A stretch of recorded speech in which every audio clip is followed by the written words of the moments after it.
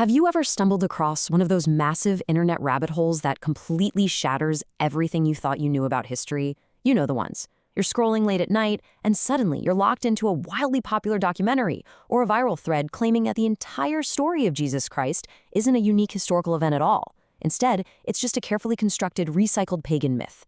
It's a massive theory that has absolutely captivated millions online, suggesting that early Christianity essentially copy-pasted older mythologies to build a religion completely from scratch. Well, today, we're going to unpack exactly where these claims come from, what they get undeniably right, and where they completely fall apart. Okay, let's dive into this. The central question we are exploring in today's explainer is a huge one. Is the story of Jesus really just a recycled pagan myth? And to answer that, we have to look objectively at the source material driving this viral theory, and then hold those claims right up against the actual accepted historical consensus. Just to be clear, we aren't here to debate theology, we are here to decode the history and see what the evidence actually tells us.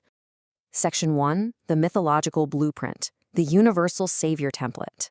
So, according to these viral theories, early Christians needed a recognizable, familiar story to successfully spread their new religion throughout the vast, incredibly diverse Roman Empire. So what did they do? They supposedly adopted an ancient copy-paste template that had already been floating around for millennia. And the sheer scale of these claimed similarities is pretty staggering. The theory claims that a whole host of ancient deities, we're talking gods like the Egyptian Horus, the Persian Mithra, the Greek Dionysus, and the Hindu Krishna, all share this exact point-for-point narrative structure.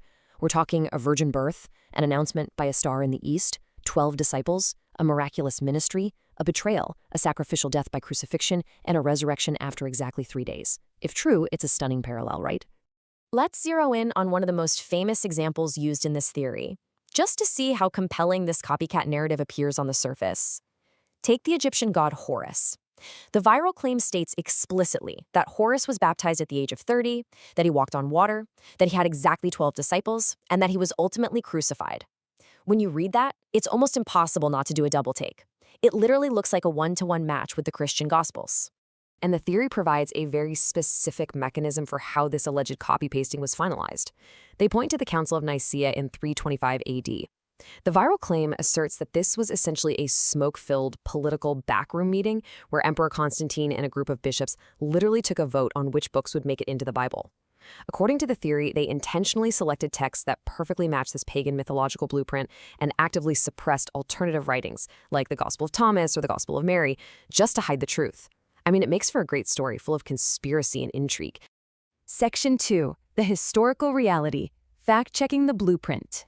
Now, let's cleanly separate this fascinating internet fiction from the actual validated academic consensus, because while the viral theory is highly entertaining, historians actually view these claims as heavily manipulative and entirely false.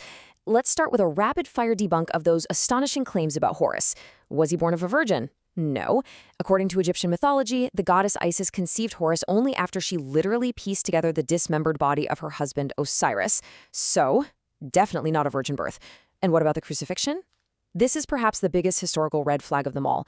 Horus could not possibly have been crucified simply because crucifixion was a highly specific method of execution invented by the Romans thousands of years later. And this brilliantly illustrates exactly how these viral theories operate. They completely bend the facts. Let's look at the Persian god Mithra. The claim says he had a virgin birth and 12 disciples. The reality? Mithra didn't even have a mother. Mythologically speaking, he burst fully grown out of a solid rock. And as for those 12 disciples? Well, in ancient artwork, Mithra is frequently depicted surrounded by the 12 signs of the zodiac. The internet theories deliberately mistake astrological carvings for literal human disciples just to artificially force a match with the Christian Gospels. We see the exact same distortion with the Phrygian god Attis. The viral blueprint claims Attis died by crucifixion on a tree. But if you actually go and read the ancient myths, the stories are vastly different. In reality, Attis tragically bleeds to death after castrating himself, or in another version, he's killed by a wild boar. Yikes. There is absolutely no crucifixion. The source theory drastically bends these ancient stories, basically shaving off the rough edges just to make them fit a preconceived narrative. Which brings us back to the Council of Nicaea. The historical consensus completely rejects the internet myth of a grand political vote on the Bible. The Council of Nicaea was actually convened to debate a very specific high-level theological dispute called Arianism. This was essentially a complex argument over whether Christ was created by God or was of the exact same substance as God. They absolutely did not vote on the biblical canon. The collection of books that makes up the New Testament formed organically over hundreds of years through common use across the ancient world. It wasn't just a sudden, arbitrary political decree in 325 AD. Section 3. What the theory gets right. The actual biblical critiques. So, if these mythological parallels are so easily debunked, why is the theory so incredibly convincing to people? This is the most fascinating part of our explainer today.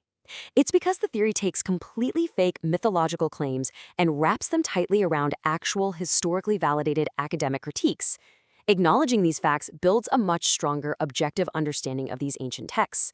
For example, when the viral theory claims the oldest manuscripts of the Gospel of Mark originally ended abruptly with women fleeing an empty tomb and that the resurrection appearances were added later by scribes, that is entirely true. Academics agree the long ending after verse 16:8 is a later addition. When the theory points out that the Apostle Paul's letters, which are the oldest texts in the New Testament, lack almost any biographical details about Jesus' life, true again. And when it points out that the genealogies of Jesus in the Gospels of Matthew and Luke literally contradict each other, also true. These are genuine, documented textual issues studied in theology departments worldwide. So the crucial point is this. The theory brilliantly leverages real historical facts to gain your trust. For instance, the claim regarding December 25th is entirely accurate. The date of December 25th is nowhere in the Bible.